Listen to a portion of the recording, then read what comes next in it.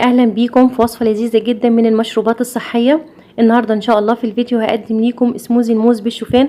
وصفه لذيذه جدا بتدي كده طاقه على الصباح، تقدري تقدميه لزوجك وهو نازل الدوام او اولادك وهم رايحين المدارس، وانتي طبعا لان انتي ست الكل. تعالوا معايا نشوف السموزي اللذيذ جدا ده اتعمل ازاي وايه هي مكوناته. ما تنسوش تشيروا الفيديو.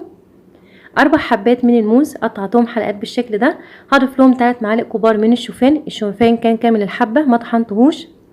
هضيف لها دلوقتي معلقه كبيره من بذور الشيا. تخيلوا القيمه الغذائيه العاليه جدا اللي هتكون فيه، ولان هو صحي هضيف له دلوقتي عسل نحل الابيض. انا ضفت معلقتين كبار، تقدري تزيدي او تستغني عن العسل او تستخدمي السكر استفيانا حسب اللي موجود عندك. معلقتين كبار من زبده الفول السوداني وهتديه طعم رائع جدا مميز. جربي زبده الفول السوداني تحفه جدا، ولو ما عندكيش حطي السوداني. كوبايه ونص من الحليب ولازم يكون مثلج، وممكن تحطي مكعبات التلج وتضربيهم في الخلاط.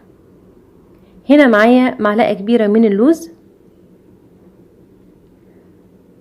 دلوقتي انا هوديهم للخلاط عشان يطحنوا مع بعض، وتقدري تستخدمي الهاند بلندر زي ما تحبي.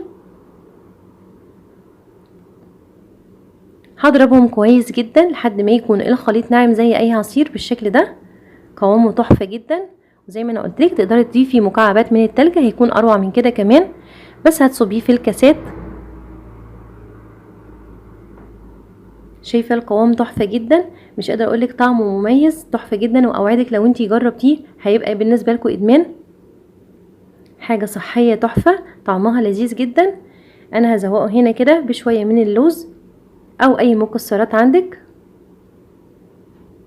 وشويه كده من بذور الشيا، وتقدري تحطي مكعبات من الموز. وبس كده السموزي جاهز. علينا وعليكم بألف عافيه. اشوف وشكوا على خير في فيديو جديد. مع السلامه.